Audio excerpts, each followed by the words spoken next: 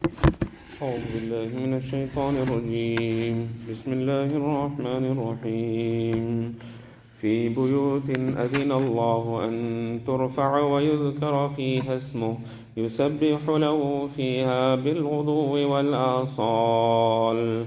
In this verse, Allah Tabaraka wa Ta'ala mentions في بيوت أذن الله, that those people that are rightly guided, they are in the houses, meaning the houses of Allah, in the masajid, where Allah Tabaraka wa Ta'ala has commanded an turfa, that it is exalted, wa yudhkara fi hasmu, and the name of Allah Tabaraka wa Ta'ala is taken in it, meaning that it is honored, it is exalted. The houses of Allah Tabaraka wa Ta'ala must always be honored.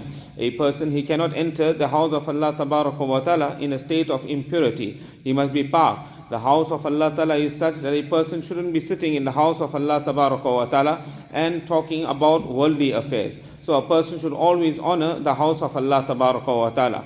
وَيُذْكَرَ فِي حَسْمُ. And similarly, a person, he shouldn't enter when there is a foul smell, where there is some odor that is coming off the body, maybe because of cigarettes or because he has eaten onions, etc. The person should cleanse himself and then enter the house of Allah. وَيُذْكَرَ فِي حَسْمُ. And the name of Allah Tabaraka wa Ta'ala must be mentioned, must be remembered when he is in the house of Allah. A person should engage in tilawat of Quran Sharif, that is the dhikr of Allah. A person should engage in salah. A person should engage in dhikrullah. يُسَبِّحُ لَهُ فِيهَا بِالْغُدُوِّ وَالْآصَالِ. These rightly guided people, they make the tasbih of Allah Tabaraka wa Ta'ala, they glorify Him in the masajid morning and evening. Morning and evening could refer here 24 hours, or morning could refer to the Fajr namaz, and Asal refers to from after Zawal, the remaining 4 namazes. That is all referred to as Asal. رِجَالٌ لَا تُلْهِيهِمْ تِجَارَةٌ وَلَا بَيْعٌ عَنْ ذِكْرِ اللَّهِ وَإِقَامِ الصَّلَاةِ وَإِيتَاءِ الزَّكَاةِ.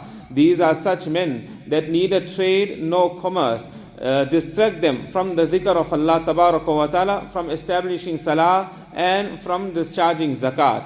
From here, the ulama have mentioned that this verse now clearly indicates that it is the men, rijal. Allah Ta'ala used the word rijal over here, that trade and commerce do not distract them from the dhikr of Allah, establishing salah and discharging zakat. The men are the ones that go to the masjid. The females, the masjid is not the place for them. They should perform their salah at home. In the narration of Salma radiallahu ta'ala anha, it is mentioned, خَيْرُ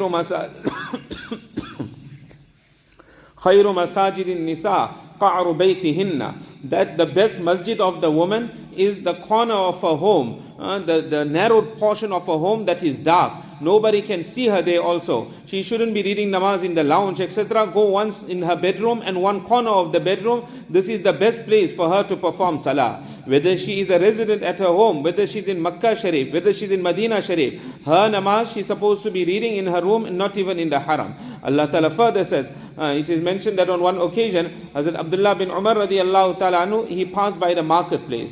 The adhan was called. When adhan was called, all the businessmen, they started closing their doors and all started going to the masjid. When Abdullah bin Umar radiallahu ta'ala saw this, he mentioned that this verse was revealed in regards to these people, that they trade and commerce do not distract them from the zikr of Allah, establishing salah and discharging zakah. They close their doors and they walk and they go immediately to the masjid. In the time of Nabi Kareem sallallahu alaihi wasallam, there were 2 sahaba. One sahabi used to work with iron, he used to make swords. And another sahabi was a businessman. So the sahabi that was a businessman, many a time when he would be selling, the goods would be put on the scale. In the previous times, things used to be placed on the scale and then sold according to weight. So it would be put on the scale and the adhan would be called. He would leave that scale aside and he would go to the masjid. And the sahabi that used to make swords, he would have the hammer in his hand. He would be on the verge of hitting the next strike.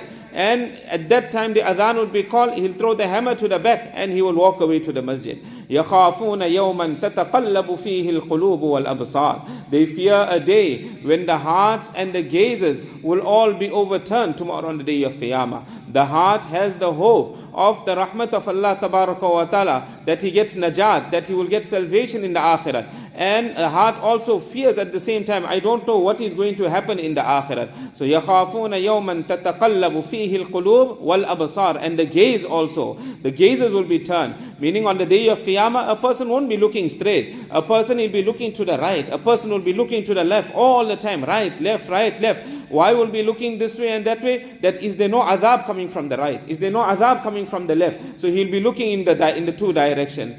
Or where am I going to get my book of deeds from? Am I getting it in the right hand? Am I getting it in the left hand? A person will be looking all the time. Allah Ta'ala says, لِيَجْزِيَهُمُ اللَّهُ أَحْسَنَ مَا عَمِلُوا وَيَزِيدَهُم مِّن فَضْلِهِ. So that Allah Ta'ala will reward them the best for the action that they had done. And Allah will increase them out of His grace. Out of His grace, Allah Ta'ala will enter them into Jannah. وَاللَّهُ يَرْزُقُ مَن يَشَاءُ بِغَيْرِ حِسَابٍ. Allah Ta'ala will sustain, Allah Ta'ala sustains whomsoever He wishes without any reckoning whatsoever. Meaning Allah Ta'ala gives in abundance. Allah Ta'ala is most generous. بِغَيْرِ حِسَاب. When you enter into Jannah, enjoy the ni'mats of Jannah. No hisab kitab over here. No reckoning here. Whatever you want, you can enjoy the bounties of Jannah. We'll continue.